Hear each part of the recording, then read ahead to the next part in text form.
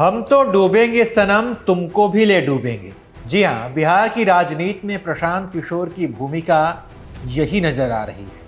4 सीटों पर हुए बिहार विधानसभा उपचुनाव में चारों सीट एनडीए के खाते में गई। 2 सीट बीजेपी, 1 सीट जेडीयू और 1 सीट पर हम पार्टी की जीत हुई है। यानी आरजेडी के हाथ एक भी सीट नहीं लगी है। इंडिया गठबंधन के पास 0। और ये सब प्रशांत किशोर की वजह से हुआ है। अगर पीके चुनाव नहीं लड़ते तो आरजेडी के खाते में कम से कम इंडिया गठबंधन के खाते में 2 सीट तो आ ही जाती। वहीं रामगढ़ की सीट पर आरजेडी को हराने में बसपा की पार्टी मायावती का भी बड़ा योगदान है। तो चलिए बिहार की चारों सीटों पर बारी बारी से बात करते हैं और वहां के समीकरण को समझते हैं कि हार जीत की का असर यहाँ पर क्या रहा, किस पार्टी की जीत हुई है, किस पार्टी की हार हुई है और ये हार क्यों मिली है। अगर सबसे पहले बात तरारी विधानसभा सीट की करें तो यहाँ पर बीजेपी से चुनाव लड़ रहे सुनील पांडे के बेटे को बड़ी जीत मिली है। विशाल प्रशांत ने यहाँ 10,612 वोटों के अंतर से जीत हासिल की है। सीपीआई के राजू सिंह दूसरे नंबर पर हैं। वहीं पीके की पार्टी यानी कि जनसुराज से चुनाव लड़ रहे किरण सिंह को 5,622 वोट पाकर ये तीसरे नंबर पर रहे। देखा जाए तो यहाँ बीजेपी को एक तरफा जीत मिली है। इस सीट पर सुदामा प्रसाद सीपीआई से चुनाव जीते थे, लेकिन सीपीआई अपनी इस सीट को अब बचा कर रखने में कामयाब नहीं हो पाई और भाजपा ने ये सीट अपने पास कर ली है। इसके बाद अगर बात करें रामगढ़ विधानसभा सीट की तो यहाँ आरजेडी के सुधाकर सिंह यहाँ से विधायक थे, लेकिन जब वो बक्सर के सांसद बने तो उसके बाद से इस सीट उन्होंने खाली कर दी और अब यहाँ पर जब उपचुनाव हुए तो इस सीट पर बीजेपी ने कब्जा जमा लिया है। इस सीट पर देखें तो आरजेडी की हार का सबसे बड़ा कारण मायावती की पार्टी बसपा बनी। यहाँ बीजेपी के अशोक सिंह को मात्र 1,372 वोटों से जीत मिली है। बड़ा ही जीत और हार के बीच का जो अंतर है बड़ा कम है। वहीं बसपा के सतीश कुमार यादव को 60,895 वोट मिले। आरजेडी के अजीत कुमार सिंह को यहाँ पर 35,885 वोट पाकर ये तीसरे नंबर पर है।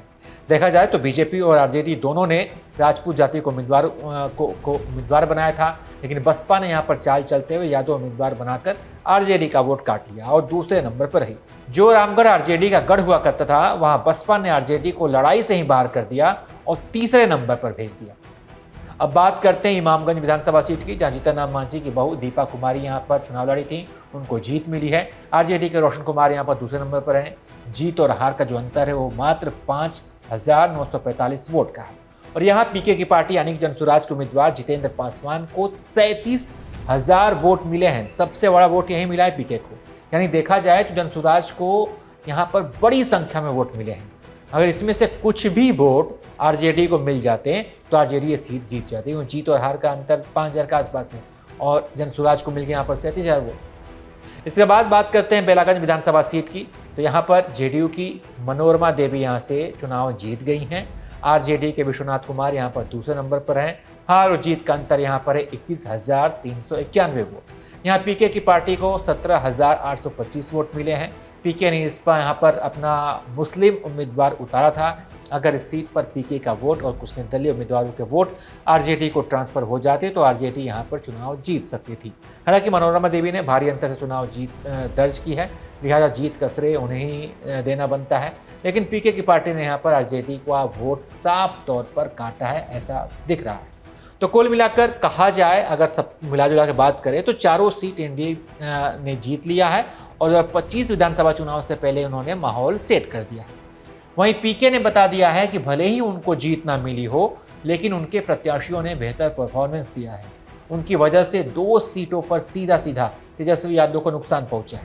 ऐसे में लॉन्ग रन की बात करें, लंबी रेस की बात करें तो पीके की पार्टी आगे चलकर बेहतर कर सकती है। बिहार की राजनीति में पीके को हम नज़रअंदाज नहीं कर सकते हैं, ये इस चुनाव में ये बात स्पष्ट हो गई है। बल्कि इस पूरी खबर पर जो हमने पूरा विश्लेषण किया चारों विधानसभा सीट को लेकर, इस पर आप क्या सोचते हैं, आपको क्या लगता है, आप अपनी राय कमेंट कर बताइए और तमाम अपडेट्स के लिए आप देखते रहिए एबीपी लाइव।